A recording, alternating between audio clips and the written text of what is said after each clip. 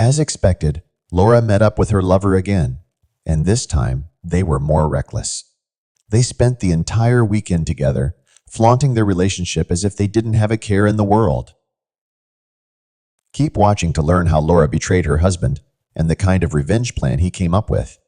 And make sure to subscribe to our channel so you never miss out on our new stories. Mike and Laura had been married for 22 years. They met in their early 20s when both were just starting their careers, Mike in finance and Laura in marketing. They seemed perfect for each other. Mike was practical, steady, and reliable, while Laura was energetic, social, and always the life of the party. They built a comfortable life in the suburbs, raising 2 kids who were now in college.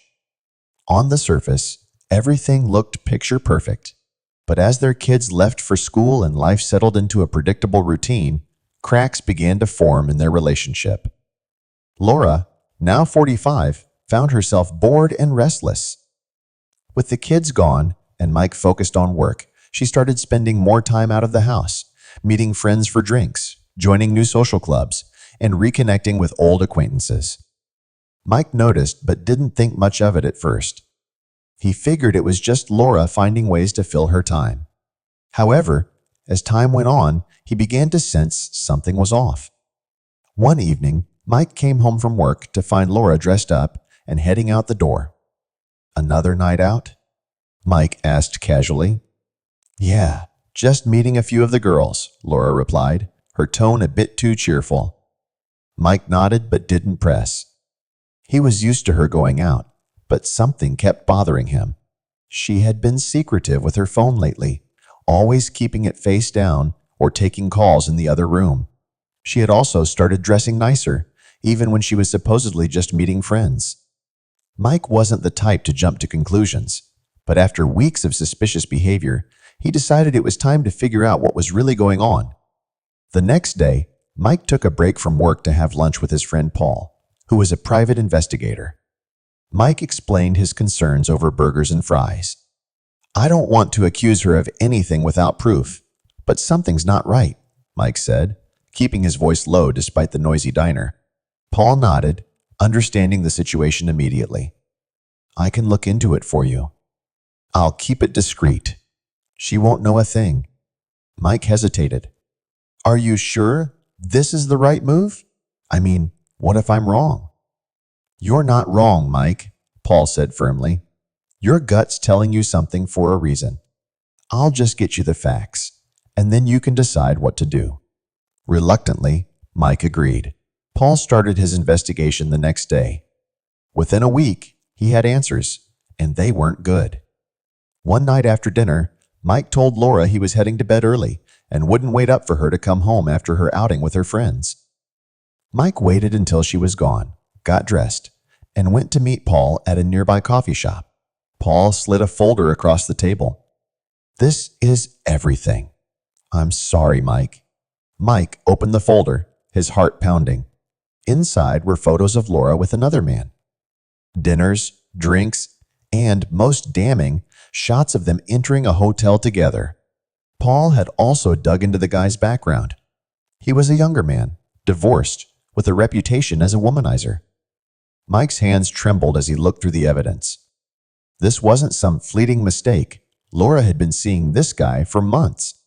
She was living a double life while playing the role of a loving wife at home. "What do I do now?" Mike muttered, more to himself than to Paul.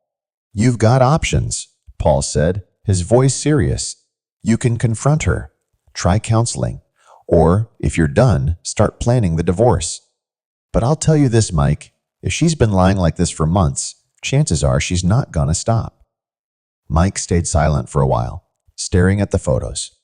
He felt a mix of rage, betrayal, and sadness, but then something shifted in him. If Laura was going to play games, he'd play too, but by his rules. "Help me with something, Paul," Mike said finally.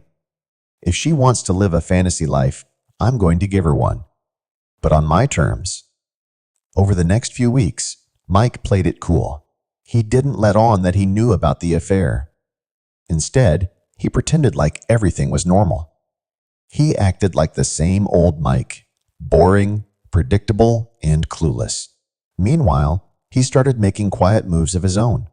First, he consulted a divorce lawyer, setting things up so that when he was ready, he could file without Laura seeing it coming. The lawyer also helped him secure his financial assets, transferring money into accounts Laura couldn't touch and ensuring that their joint assets would be split in his favor. Laura had no idea what was happening behind the scenes. Next, Mike began subtly encouraging Laura's affair. He suggested she take more time for herself, gave her money for spa days, and even booked a weekend trip for her and her friends. Laura thought she was getting away with everything. She was more relaxed, more confident, thinking she had the perfect setup. One evening, as they sat down for dinner, Mike casually brought up a surprise. "Hey, I was thinking it's been a while since we did something nice together. How about a weekend getaway with me instead of your friends?" Laura nearly choked on her wine. "A getaway? Just us?" "Yeah, why not? We could use some time to reconnect," Mike said, forcing a smile. Laura scrambled to think of an excuse. "Oh, I don't know, Mike. I'm kind of busy with the girls that weekend. Maybe another time?" Sure, Mike said, acting disappointed. "You're right. You've got a lot going on." As Laura excused herself to take a call, probably from her lover, Mike's mind was already racing. He had given her enough rope, and now it was time to pull it tight. The following week, Mike put his plan into action. He hired a private investigator, one of Paul's colleagues, to follow Laura on her next outing. The PI was instructed to be thorough, catching everything on video. As expected, Laura met up with her lover again, and this time they were more reckless. They spent the entire weekend together, flaunting their relationship as if they didn't have a care in the world. The PI returned with hours of footage, enough to paint a clear picture of Laura's betrayal. Mike took the footage and put it to good use. He compiled a short video, including damning clips of Laura's affair and screenshots of incriminating text messages Paul had managed to get a hold of. With everything ready, Mike set up a surprise movie night at home. "Hey, I've got a fun idea," Mike said one evening after dinner. "Let's watch a movie together, like old times." Laura, still blissfully unaware, agreed. She grabbed some popcorn and settled in on the couch next to Mike. As the screen lit up, she expected a rom-com or an action flick. Instead, she was greeted with footage of herself, laughing and holding hands with another man, entering the hotel. Her face went pale, and she clutched the armrest. "Mike, what the hell is this?" "This," Mike said calmly, "is a little project I put together. Thought you'd appreciate seeing yourself in action." Laura was speechless as the footage played, her affair laid bare in brutal detail. When it ended, Mike paused the screen, showing her walking into the hotel room with her lover. "You've been lying to me, humiliating me, while I've been playing the fool," Mike said, his voice icy. "Did you really think I wouldn't find out?" Tears filled Laura's eyes, but Mike wasn't moved. "It's not what it looks like, Mike," she stammered. I just needed. I was feeling lost." "Spare me the excuses," Mike cut her off. "You've been running around like a teenager, thinking you're clever, but you're not. You're just selfish." Laura broke down, sobbing into her hands. "I'm sorry, Mike. Please, let's talk about this. We can fix it." "There's nothing to fix," Mike replied, standing up. "I'm done. I've already filed for divorce. You'll get the papers tomorrow, and don't even think about fighting it. You'll come out of this with the bare minimum, just enough to get by. Everything else is mine." Laura looked up, panicked. "You can't do that? We've been married for over 20 years. I have rights." Mike smirked. "I know exactly what your rights are, and I know how to make sure you get as little as possible. You gambled everything on this affair, and now you're losing."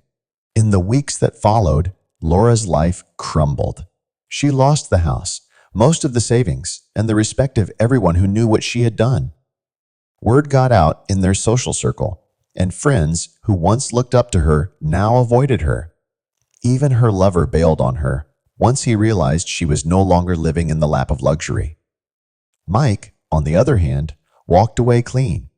He sold the house, moved into a modern condo downtown, and began focusing on himself. He took up new hobbies, traveled, and reconnected with old friends. The divorce was finalized quickly, with Laura getting a fraction of what she expected. In the end, she was left with nothing but regrets and a harsh lesson in loyalty. What do you guys think? Were Mike's actions justified? Did Laura deserve to have her life ruined? Let us know in the comments. And please hit that like and subscribe buttons. See you soon.